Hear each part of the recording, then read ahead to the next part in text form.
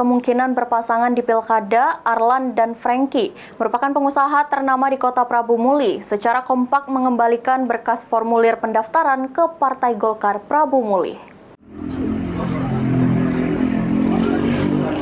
Setelah mengambil formulir pendaftaran bakal calon wali kota Prabu Muli, Arlan akhirnya mengembalikan berkas formulir ke Partai Golkar. Berkas formulir tersebut diantarkan langsung oleh Arlan bersama tim kemenangannya.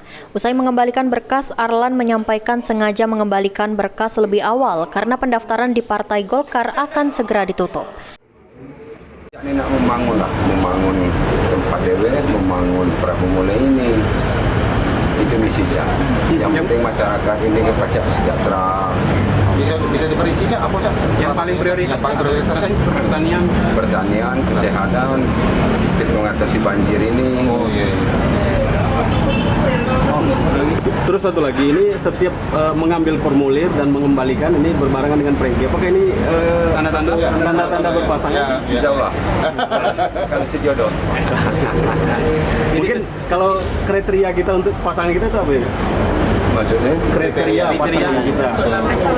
Yang penting pajak sama-sama membangun peradaban.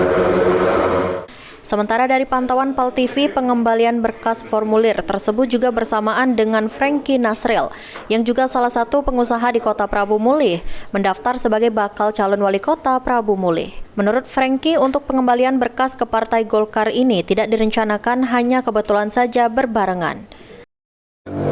Sekarang langsung saya sendiri mengembalikan formulir ke kantor DPC Partai Golkar. Formulir apa yang dikembalikan? Formulir calon wakil wali kota.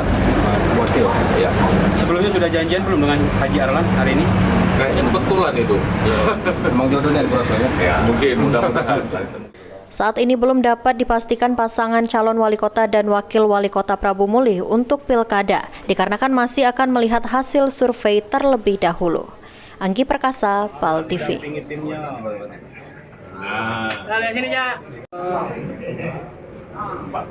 2, 3, 4 kamera.